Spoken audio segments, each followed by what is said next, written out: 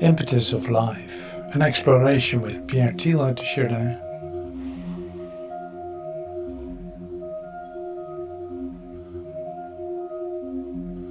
Pierre invites us to take a look. From an inward point of view, constantly confirmed by ever-increasing harmonies, different objects of science become visible in proper perspective and in their true proportions. We see life at the head, with all physics subordinate to it.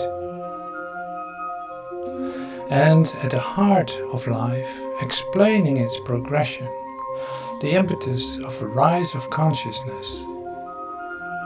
Life seems to play as cleverly with collectivities and events as with atoms. How can life respect determinism on the without and yet act in freedom within?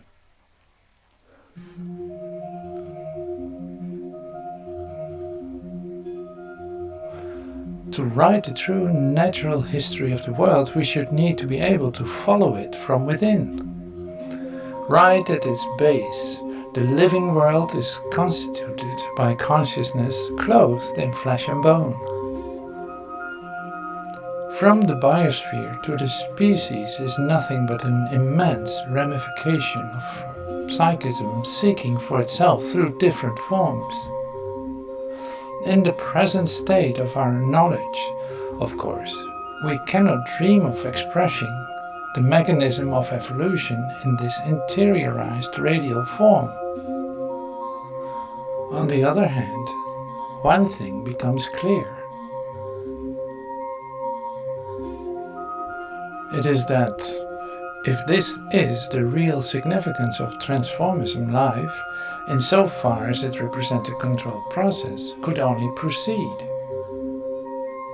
ever further along its original line, on condition that it underwent some profound readjustment at a given moment. No reality in the world can go on increasingly without sooner or later reaching a critical point involving some change of state. There's a ceiling limit to speeds and temperatures.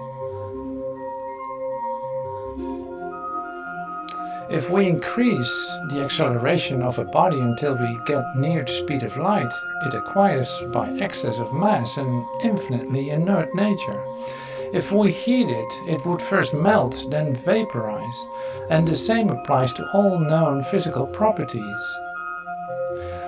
So long as we could regard evolution as a simple advance towards complexity, we could imagine it developing indefinitely in its own likeness.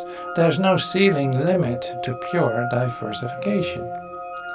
We are forced to realize that an event of other order, metamorphosis, was inevitably awaited.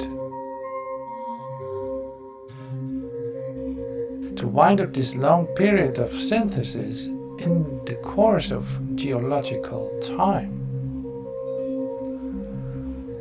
So what follows? So what follows?